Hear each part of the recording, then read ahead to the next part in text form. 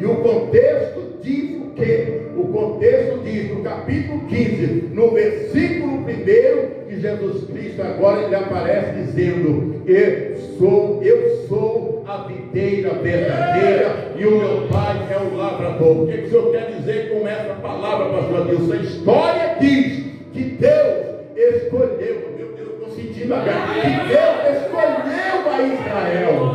E como Deus escolheu a Israel, que tirou Israel da terra do Egito, da terra da servidão, da terra da escravidão. Quando Deus escolheu Israel, Deus escolheu Israel para levar, para plantar uma terra que mana leite e mel, que era a terra de Canaã. Só que tem um detalhe: Deus escolheu a Israel, que era a videira. Israel era a videira. E o que acontece, pastor? Isso acontece que Israel, como a videira, ora estava fiel ao Senhor e ora estava infiel ao Senhor. Só que tem um detalhe: aí o profeta Isaías, lá no capítulo 5, ele profetiza acerca da videira. E no ministério terreno de Jesus, ele agora se intitula no capítulo 15: eu sou a videira verdadeira. E o meu Pai é o lavrador. E o que você quer dizer com isso, pastor? E no versículo 16, que é uma palavra direcionada para Israel, mas nós vamos conjecturar para a nossa vida atual. Jesus Cristo diz: não foste vós quem escolheste a mim, mas foi eu quem vos escolhi a vós, e vos nomeei para que vades e deis fruto, e o vosso fruto permaneça. Pastor Adilson do céu, o que o Senhor quer dizer com essa palavra? Eu quero extrair dentro desse texto bíblico duas situações. Primeiro, o privilégio, Deus do céu, o privilégio de ser pastor Salvador, escolhido por Deus. Por quê? Porque quando Deus escolhe, nós temos um privilégio de ser escolhido por Deus. E qual é o privilégio, pastor Adilson? A minha Bíblia diz no livro de Êxodo, no capítulo 12, a partir do versículo 9, o quê? Que o Senhor Deus, ele fala com Moisés. Quando o Senhor Deus manda a última praga lá no Egito, ele fala com Moisés: Moisés, a cada família, Moisés, pega um cordeiro, Moisés, pega um cordeiro, mata um cordeiro, Moisés. Sabe o que mais, Moisés? Pega o sangue do cordeiro e passa nos umbrais da porta, porque eu vou mandar o anjo do Egito à meia-noite lá no Egito, e a casa que tiver, a família que tiver com a marca do sangue, o anjo da morte vai passar por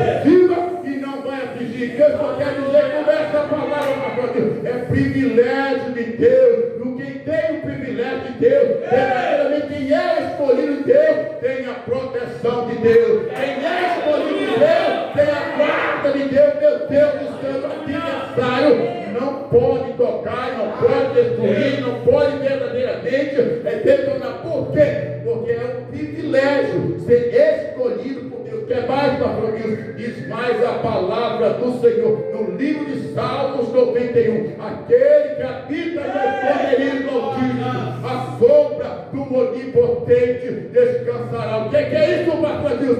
Privilégio do Senhor. Privilégio é você receber os benefícios de Deus. Isso é louvado, irmãos. Verdade. O que é isso, pastor? Seu privilégio. Eu sou um privilegiado porque Deus me escolheu. Você é um privilegiado porque Deus escolheu. Eu olho para nada da igreja, eu só vejo o escolhido de Deus aqui nessa noite. Pode aplaudir o nome do Senhor. Pode aplaudir o nome do Senhor. Mas o que é isso? Olha para o irmão que está do teu lado, diga para ele: Deus não erra na sua escolha. O ser humano, quando ele escolhe, ele erra. Mas o nosso Deus, ele não erra. E o que acontece? Israel, mesmo sendo infiel, Deus nunca rejeitou a Israel. Por quê? Porque Deus escolheu, porque Deus elegeu, porque Deus simplesmente abraçou a Israel, o Israel do Antigo Testamento, mas só que Deus também abraçou o Israel do Novo Testamento, que eu e você que estamos aqui nesta noite. O que é isso, pastor Deus? Agora eu quero simplesmente trazer uma conotação acerca de que, assim como Deus deu privilégio, deu benefício para você que é escolhido, Deus também agora te atribuiu responsabilidade. Não entendi, pastor Deus, eu vou melhorar o teu entendimento. Não foste vós que escolheste a mim, mas eu vos escolhi a vós e vos nomeei para que pagues e deis fruto. Eis aí a responsabilidade que Deus incumbiu a mim e incumbiu a você. Qual é a responsabilidade, pastor Deus? De dar frutos. Nós temos a responsabilidade de frutificar, irmãos. O que é isso, pastor Deus? De que maneira que eu vou dar fruto? O que é responsabilidade? Responsabilidade, na realidade, é um conjunto de obrigações que eu tenho. Responsabilidade é um conjunto de obrigações com deveres que eu tenho. Por quê? De que maneira? Acerca da incumbência que foi me dada, acerca do cargo que foi me dado. Eu estou aqui com a igreja que está cheia de pastores, que está cheia verdadeiramente de obreiros. E o que acontece? Nós recebemos uma responsabilidade do Senhor. Qual foi a responsabilidade, pastor? A primeira responsabilidade que nós recebemos do Senhor foi a mesma que o Senhor deu, a responsabilidade que o Senhor deu a Josué. Depois da morte de Moisés, o Senhor falou com Josué e disse para Josué: olha, não te aparte da tua boca o livro desta lei, e nele medita de dia e de noite. Quem está entendendo pode aplaudir. Quem está entendendo pode aplaudir. Quem está entendendo pode aplaudir. O que é isso? Responsabilidade, incumbência de Deus para a minha vida, para a tua vida, para a nossa vida. É um privilégio ser escolhido? Sim, mas Deus te escolheu com uma responsabilidade. E o que acontece, pastor Wilson? Precisamos cumprir com a responsabilidade, precisamos cumprir com a incumbência que Deus nos deu. Qual foi a outra responsabilidade que Deus nos deu? A mesma responsabilidade que Deus nos deu é essa: não olhar para trás. A Bíblia diz que Deus mandou os anjos lá na cidade de Sodoma e Gomorra, orientou a Ló e disse para Ló e a sua família sair da terra de Sodoma e Gomorra e não olhar para trás. Mas o que foi que aconteceu? O que a Bíblia nos relata no livro de Gênesis, capítulo 19, no versículo 26. Deus em Cristo nos abençoe, meu santo. Vai herdar galardão. Deus Tiago, homens pequenininhos, Jesus vai herdar galardão. E o que acontece, pastor Cristo? Acontece que no livro de Gênesis 19, 26, Ló sai da cidade, mas a mulher de Ló, ela estava orientada a não olhar para trás. Só que ela desobedeceu a ordem, olhou para os seus benefícios, os seus bens que estavam lá na cidade de Sodoma e Gomorra, e na mesma hora ela virou estátua de sal. Quem olha para trás, ele perde o foco do seu objetivo. O objetivo está lá na frente, o objetivo não está atrás. Quem olha para trás, ele perde a perspectiva do seu objetivo, do que está lá na frente. O que é isso, pastor? Portanto, é uma responsabilidade que Deus nos incumbiu de não olhar para trás. E qual é a outra responsabilidade, pastor? Diz a Bíblia Sagrada no livro de Marcos, no capítulo 13, no versículo 33. Olha a responsabilidade. Vigiai. Verdade, Deus. Orai e perseverai. Verdade, Santo. Vigiai. Muitas vezes oramos muito, ou oramos bastante, ou temos uma vida de oração. Só que a vida de oração, ela tem que ser acompanhada da torre da vigilância. Verdade, aleluia. Vigiai, orai. Vigiai em todos os aspectos. Orai. Disse o apóstolo Paulo, Tessalonicenses 5,17: orai sem cessar. Eu já ouvi dizer aqui nessa noite acerca da oração que é a chave da vitória. A oração é a chave da vitória. Sem oração não tem vitória.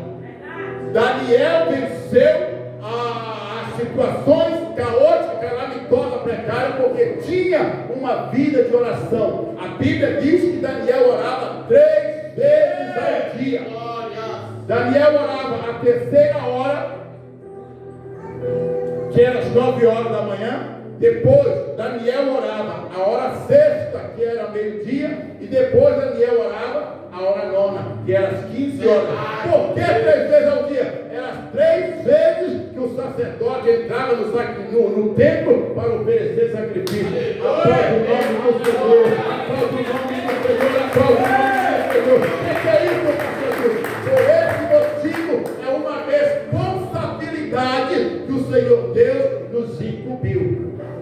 Orai, vigiai e perseverai. Nós temos que ser firme, constante. Livro de 1 Coríntios, eu posso falar da Bíblia. Livro de 1 Coríntios, capítulo 15, versículo 58.